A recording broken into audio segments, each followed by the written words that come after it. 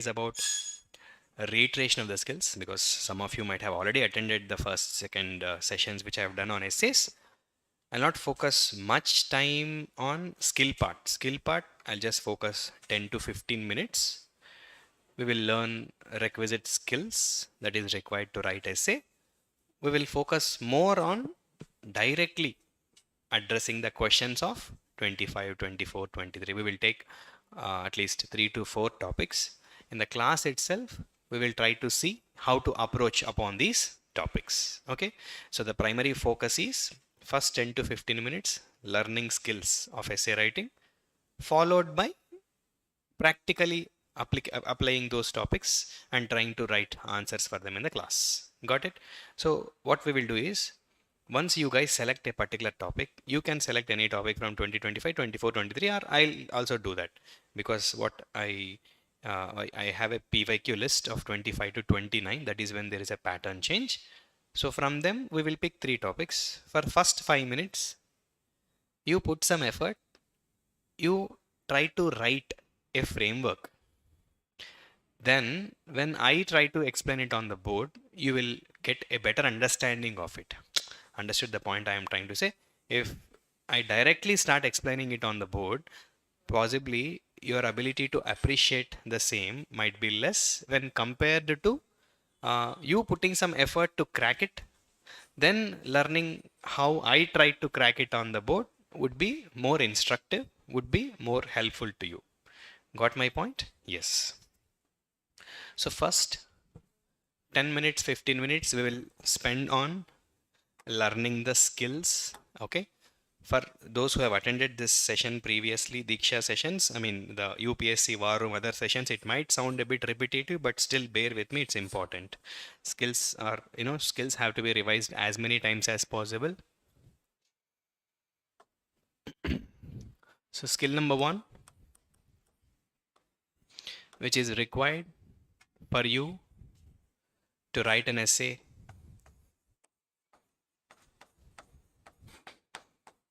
read question 10 times. Okay, this is one major mistake which every aspirant makes. Yesterday I was hiring some content developers. They came for content development. Some of them have written a couple of mains. I have given this, because before taking content developers we conduct tests. It's not that we induct them randomly. So I've given some GS3 questions and I've given some quotation based questions. In spite of them writing multiple mains, they could not precisely understand the demand of the question. I asked right away, there is excellent content in the answers, but you could not connect properly to the demand of the question. When I asked them how many times you guys have read the question, both of them said they read question only 2 times. If that's the case with general studies, essay needs slightly more deeper level of understanding of the demand of the question. So it warrants reading of question 10 times. Okay. Simple. Any act of laziness here in reading the question 10 times, or with an overconfidence that I have read question once, twice, I have understood. What often happens is you end up writing what is not asked rather than writing, or you end up asking what you know rather than precisely understanding the demand. Got my point? So always read question 10 times. This is the most important skill anyone has to have with regard to essay writing. Got my point? You guys keep taking down some notes, okay? Don't sit passively in the class. Skill number 2, which is needed for essay writing, is identifying the core theme. Again, this is where most of the aspirants falter, identifying the core theme. If the core theme is not identified, definitely, you end up beating around the bush or end up writing everything you know about that topic. That's not the case. Put some diligent effort and try to identify the core theme. That is something very, very important. After identifying the core theme, third most important skill is generating dimensions generating dimensions. Generating dimensions are nothing but identifying headings. Okay, means what are the important headings you have to have as part of the essay. Headings in the sense, it's not that I am encouraging you to put a heading. It's up to you whether you put a heading or not. But any content you write should have that heading. I mean, that content should have a group. It should belong to a particular heading. So that is what I am trying to say. So if you don't do this, you know what most of the students do is very simple. The moment they see a particular topic, what they do is, in the name of brainstorming, they randomly recall all the points, random recall all the points they know about that particular topic. And after random recall of all the topics they know about that particular topic, then they'll try to develop headings for that topic. Is it not very random? This is what most of the students do while writing essays. Avoid that. You define the boundaries. How do you define the boundaries? You define the boundaries when you precisely identify a heading or a particular dimension. Beneath that, you have to do brainstorming. Brainstorming is not actively or randomly recalling everything you know about that particular topic, later trying to identify a heading for that particular topic. No, that's not the right thing to do. Got my point? Yes. Now, that takes you to the third skill is generating dimensions or headings under each topic. Let's go to skill number 4. Skill number 4 after identifying dimensions is generating arguments within a dimension. Generating arguments within a dimension. Let's simultaneously mention skill number 5 is identifying examples for the arguments. Identifying examples for the arguments. Identifying the examples for the argument. Okay, this is the most common mistake committed by students. Often they ensure, or often the essay will become an example dump. Essay should never become an example dump. Essay should be a fine combination of arguments backed by example. Because what arguments does? Arguments give your essay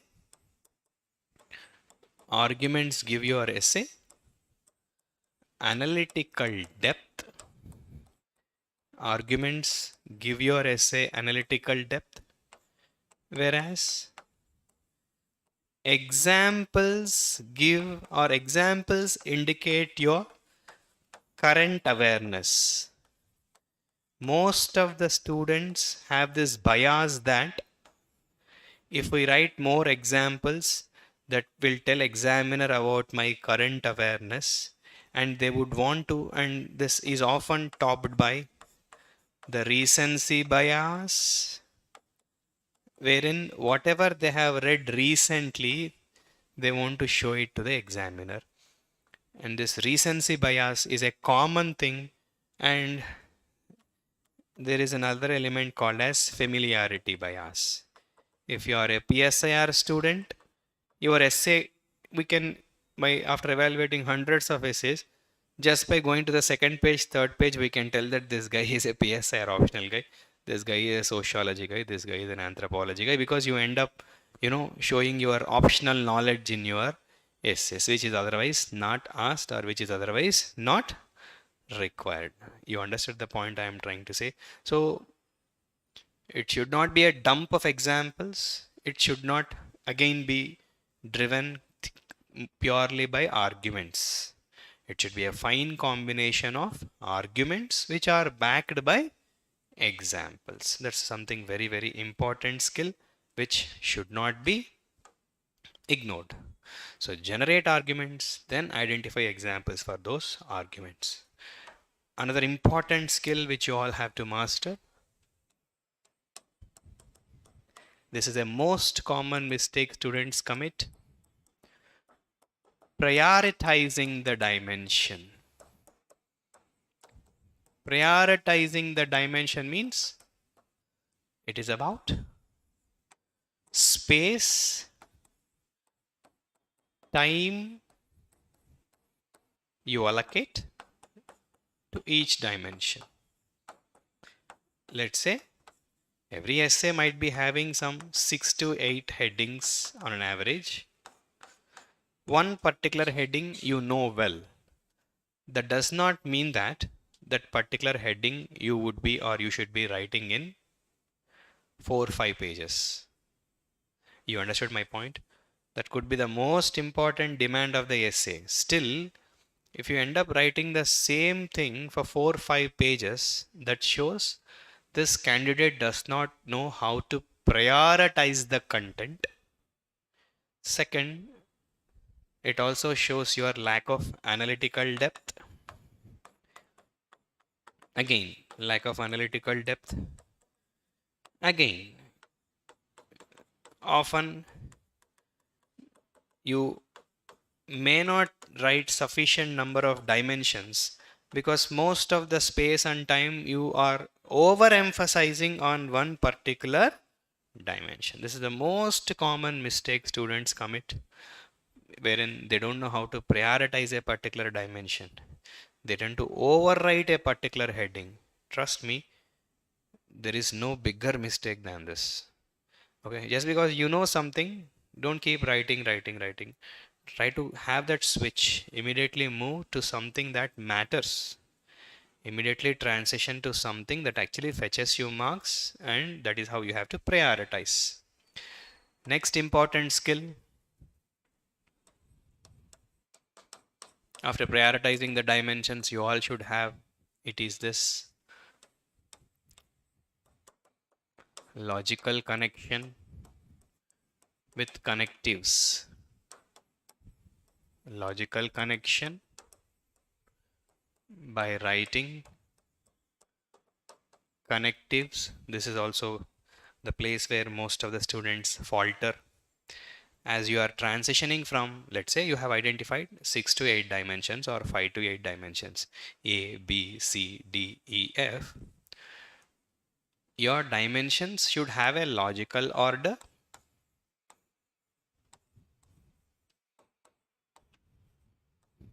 Isn't it? At the same time, as you are transitioning from one dimension to another dimension, as you can consider this as a separate skill also. You can even call it as a skill 8.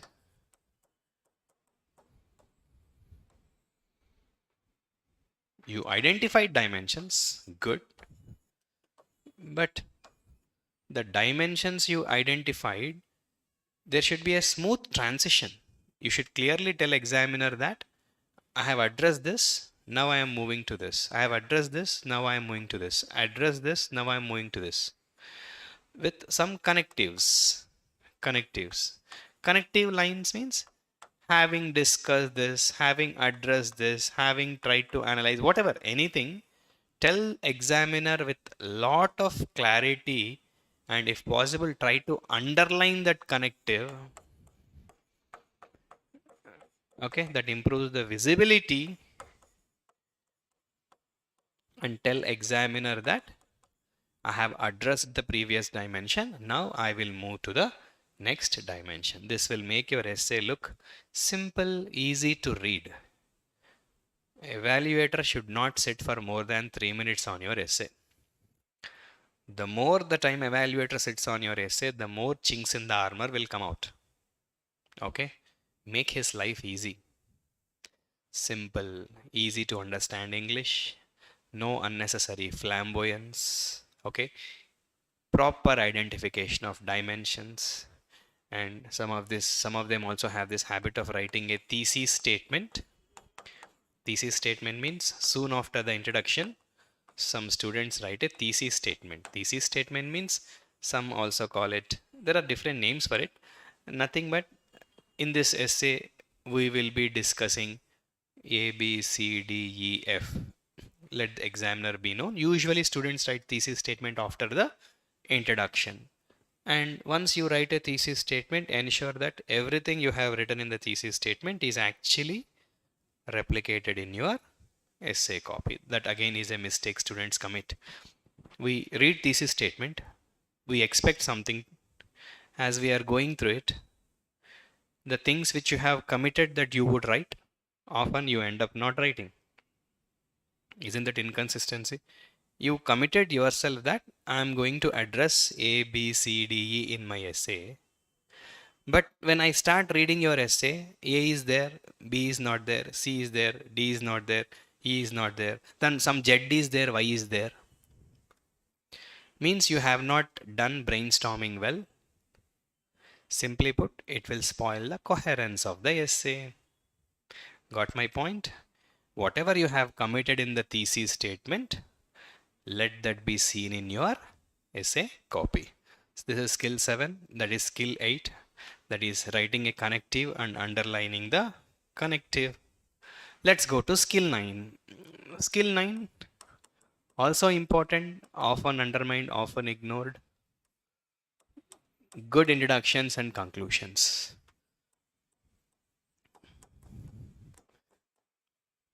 Writing good introductions and conclusions. Then of course skill 10 is about innovations. So what type of innovations? Some tend to write quotations, some tendency to write anecdotes. That could be in the introduction, that could be in the conclusion.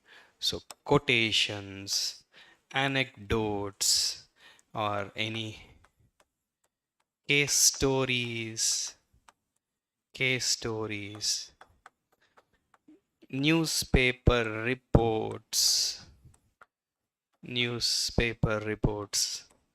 Some tend to write mythological references, some have a tendency to write cinematic references. Some students tend to write references from folklore or local culture. Some tend to write expert opinions. Some tend to write personal opinions. Okay. All this will form a component called as innovation in the essay. This is innovation in the essay.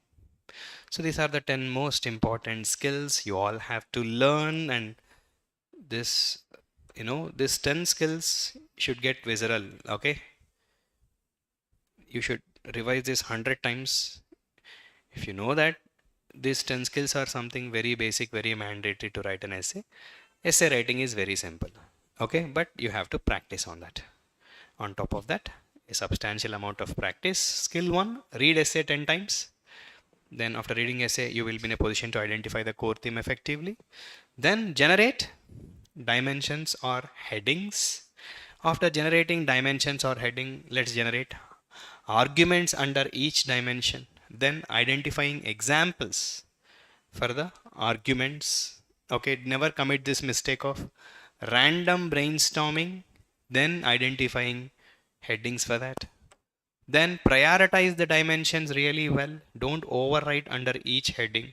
Okay, should have a sense, how much you have to write under each topic. Then of course, after that, next important skill is logical connecting the dimensions A to B to C to D to A, and try to write some connectives to this. And some students generally write thesis statement after the introduction. Up to you. I generally would suggest to write.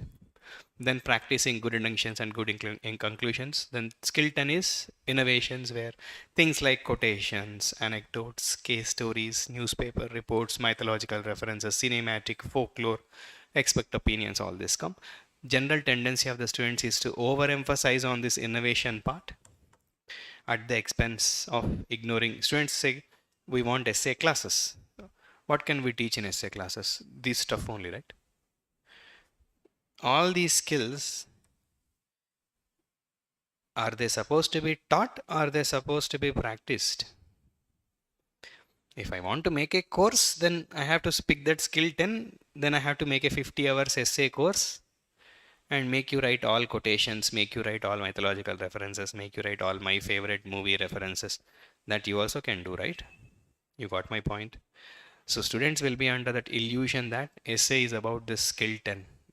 In reality, 70% of your marks will be determined by just skill 1, skill 2, skill 3. And if that is matched by skill 4, skill 5, well, 85% of the essay demand is done. For this 85%, you don't need classes. You need practice.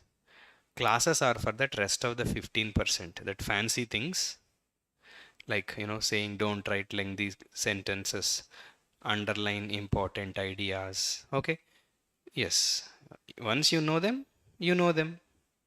It's all about you effectively practicing them. Okay, students tend to put disproportionate amount of time on collecting quotes, all this kind of stuff. So avoid these sort of mistakes. Got my point? Yes. Now let's straight away get into practice. Okay, let's not waste time. And I'll take one topic first from.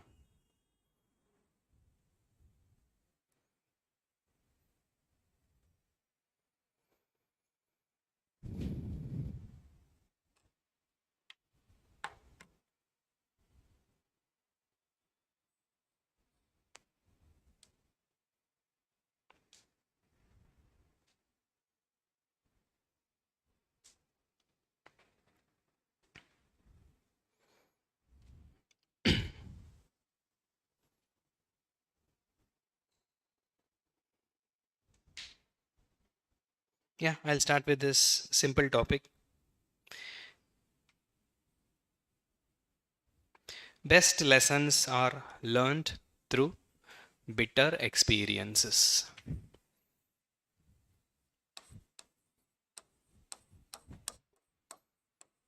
Best lessons, please write down all of you. Best lessons are learned through bitter experiences. Best lessons are learned through bitter experiences. So this is the essay. Now the time is 1:35. Okay, I'll give you guys 5 minutes time, and I have taught you 10 specific skills for which you don't need any preparation. Okay, now you should put an effort to identify the core theme, skill number 1, then generate dimensions if your time and energy permits, at least for a few dimensions or important dimensions. Learn to generate arguments. Do this in a very focused way. Apply every single skill which I tried to teach you. Yeah, please start that work.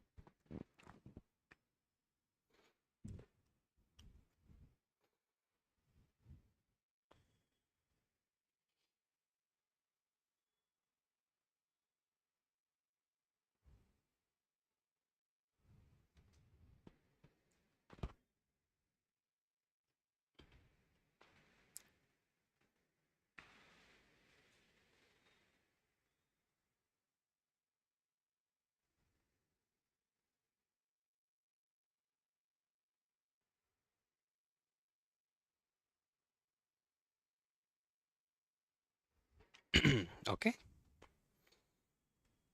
So, as it is the first topic, I myself will try to identify the core theme, generate dimensions, if possible, try to generate arguments for this. From next topics, you can do. First, try to compare with me, and you can also add to me. Okay. So, if I am writing this essay, what arguments I would generate? Okay. Of course, introduction, we will talk about it.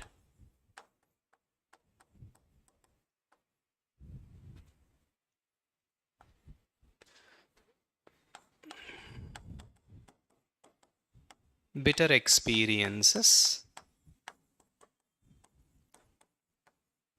Bitter experiences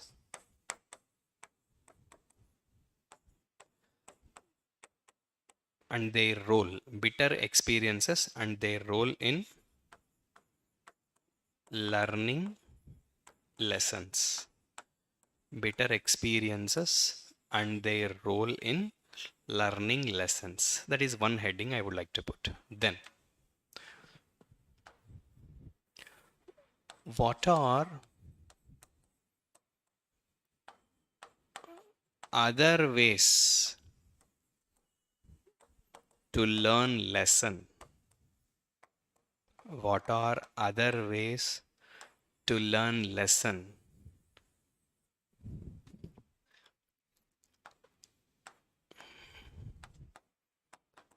Why bitter experiences are considered the best way? Why bitter experiences are considered the best way? Why bitter experiences are considered the best way? Are bitter experiences really the best way?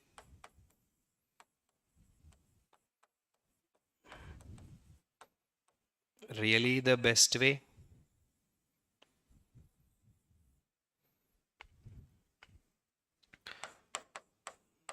How to learn lessons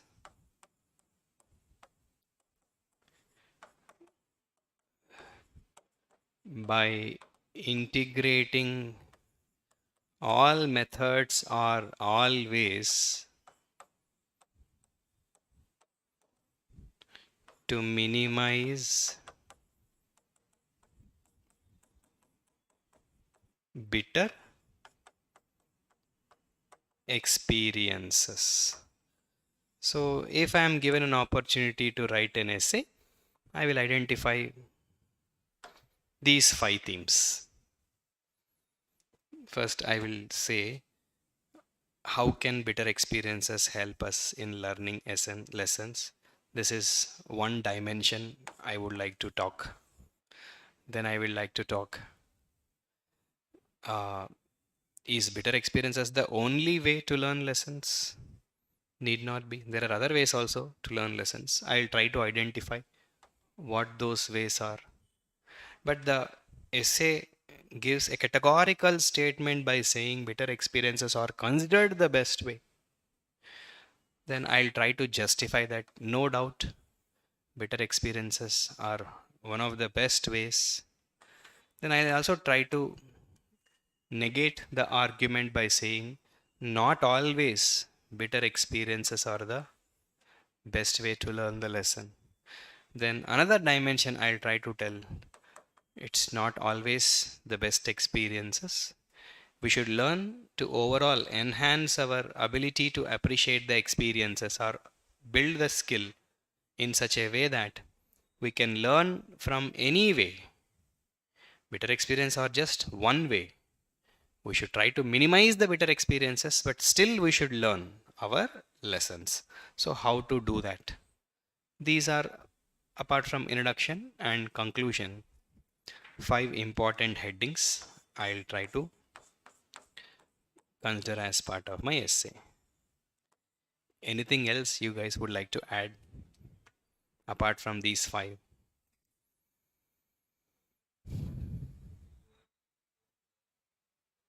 Okay, what happens if we ignore our bitter experiences? You can write it.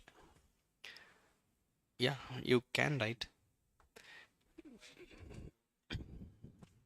Mm. Why people don't learn? We can't generalize, right? That people don't learn. Right? Huh. Generally, we can say uh, why people ignore. Why people ignore. Often ignorant is better. Why people often ignore bitter experiences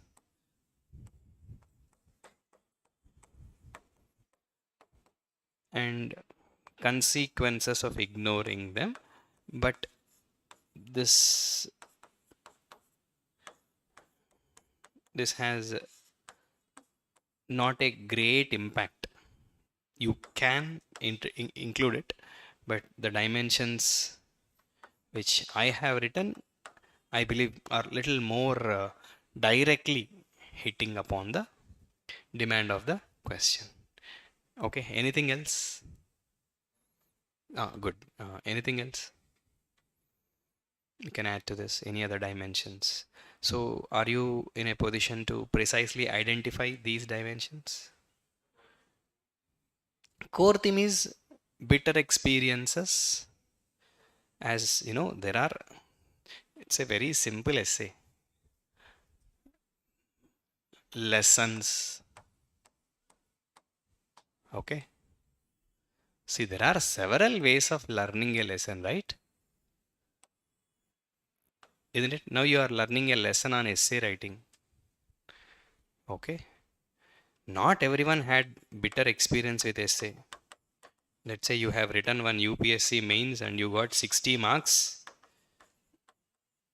then you will definitely take my class seriously because terrible experience. You have been to UPSC, they asked something, you wrote something out and came. Now you will know the importance of this class because one massive failure that might have even impacted your interview or ability to get an interview call, or you got an interview call, you ended up not getting a rank. Very painful, right? So, lesson learned is a solid lesson. You will never forget that lesson. Even in your sleep, you will remember that lesson. You understood my point because bitter experience has that strong emotional aspect attached to it. Likewise, again, that's again part of the detail. But some of you may be smart enough. Okay, so you want to learn your lessons by being prepared. Being prepared is one way of learning a lesson. Then deep introspection is one way of learning a lesson, isn't it? Isn't it? Learning from others' experiences, learning from others' experiences also is a way of, isn't it? There are other ways of learning a lesson. Why you should always learn a lesson in a bitter way? Now, I'll come to next most important thing, prioritization of dimensions. Assuming 1000 to 1200 words we have to write in UPSC essay. Introduction, we will write for around 75 words. This is the most important theme. Sorry, this is the most important dimension. So for this, I would be allocating around 200 to 250 words. Maybe 2.5 page content I will write. Then other ways of learning, I'll not overdo, but I'll be writing for around 100 to 150 words, 1 to 1.5 page. Then integrate, then why bitter experience are considered the best way. That also I'll try to address around 150 words, 1.5 page. Then are bitter experiences really the best way? I'll do a little bit of negation. That also I'll try to keep it for around 150 words. Then how to learn lessons by integrating all methods. Okay, so that I can minimize my better experience. That is a bit important, so that I'll take up to 200 words. and a conclusion of around 75 words. So that builds your essay. 250 words, 250 and 550, 600, 700, 900. Yeah, 1000 words is done. Got my point? Students fear that we may not write, we may not be in a position to write 10 pages only when they are not able to generate dimensions. If you generate dimensions, filling 10 pages is very easy. So what you should actually practice in essay writing, whether it is UPSC, TGPSC, APP, whatever it is, essay is essay, right?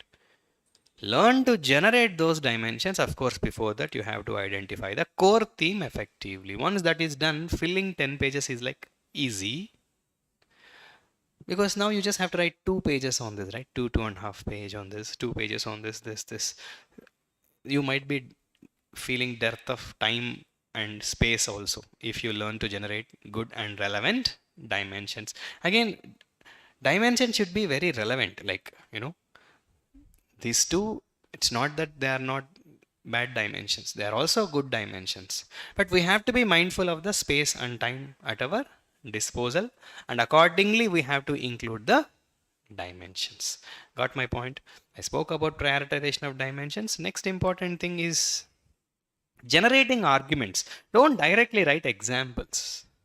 Let's take any one of the dimensions. Okay, just now I told it what are the other ways to learn lessons. So as part of that other ways to learn lessons, I try to generate some arguments or themes. I'll put that heading. Lessons need not always be learned through better experience, but can also be learned through other means, like, is the heading I would put. Then I would say preparation makes an individual, something like that I'll write an example. Introspection also is a way of learning. Then learning from other experiences also helps us. Like that, I'll write 3 or 4 themes or arguments. Different people use different terminology, both of them are same. Then I'll back it with examples, than directly writing examples. So this is how you have to approach a essay. Rest is all about filling the essay with arguments, examples, logical connectives, isn't it? Wherever there is a scope, write quotations, whatever your personal life experiences. Innovations will come later. Innovations will add only 5 marks or maybe 3 to 5 marks. Real essay demand is generating dimensions after identifying the core theme, later generating the arguments within those dimensions and backing them with examples. Got my point? Write one more essay. Let's do practice for one more essay. This I'll take from 2024.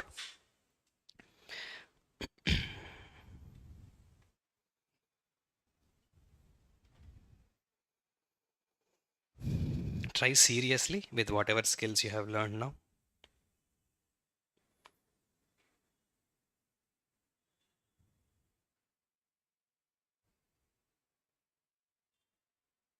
Nearly, I'll write down.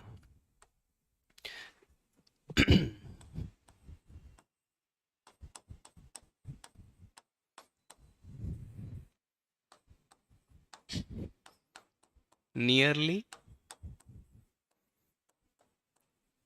all men, nearly all men can stand adversity. Nearly all men can stand.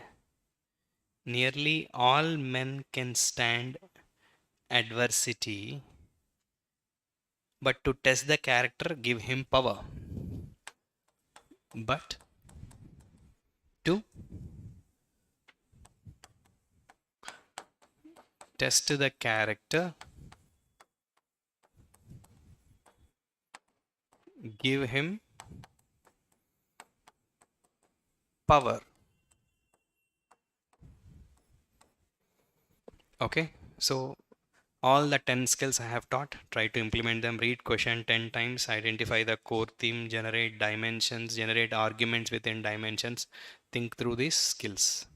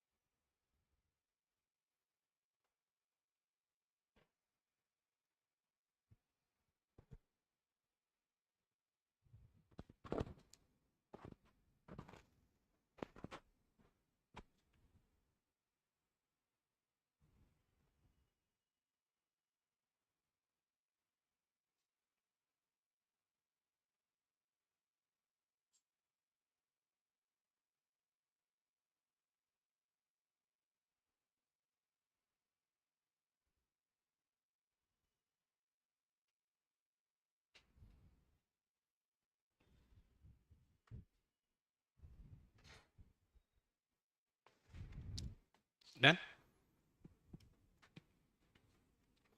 Nearly all men can stand adversity, but to test the character, give him power. I'll tell you one common mistake students do in this essay. They tend to overwrite on this adversity part. That's a trap.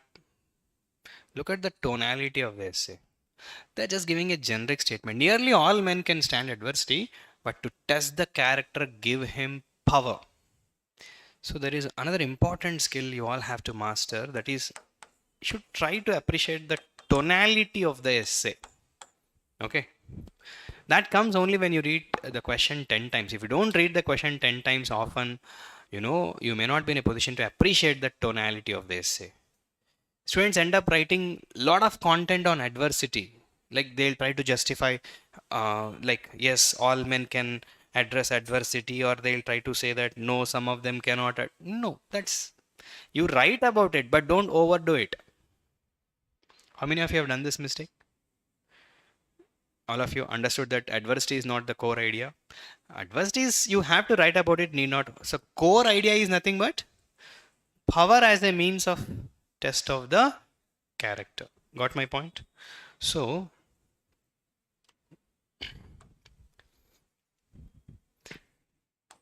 introduction. A good introduction, is writing an example how an individual gets corrupt before power and after power. Show that contrasting examples. Try to write on your own, or if you have any real life example, you can mention them. That makes a good introduction for this. Then another important dimension,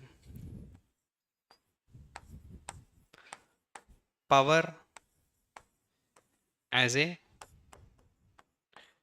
test of character. Simply put, why power acts as a test of character. In the previous essay also, when I taught, while generating dimensions, I use them in a questions format. You should not write like a question.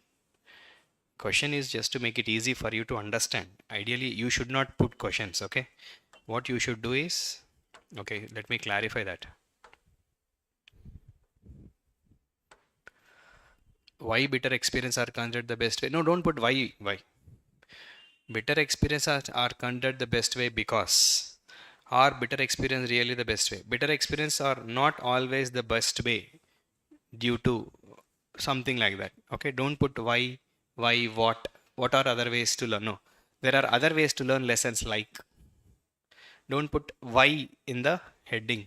Okay, this for the simplicity of your understanding, I am asking it like questions. So just to stimulate your thinking. But in exam hall, don't put this why, how, where. Okay. And another important lesson you all have to learn is understanding the tonality. Learn to appreciate the tonality of the essay.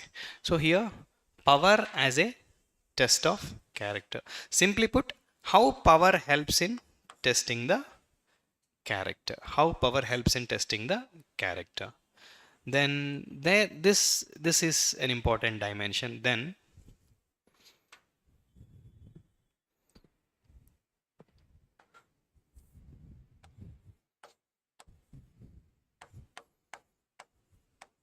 why power has a tendency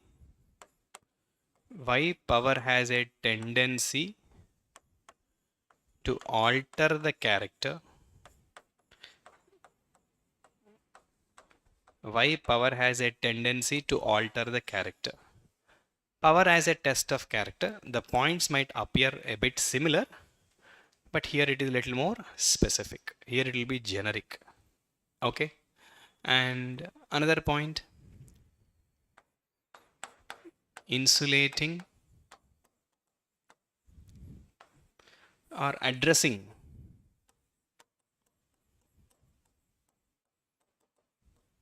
the evils of power. Addressing the evils of power. Addressing the evils of power. Then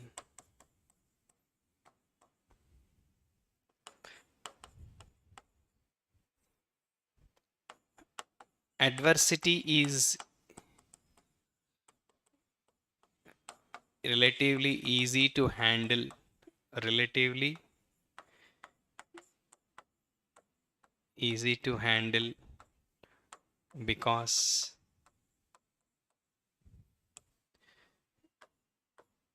is everyone equipped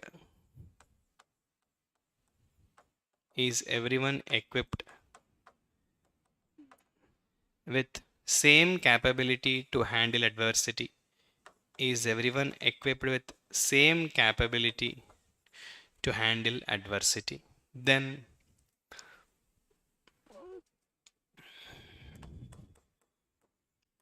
how to instill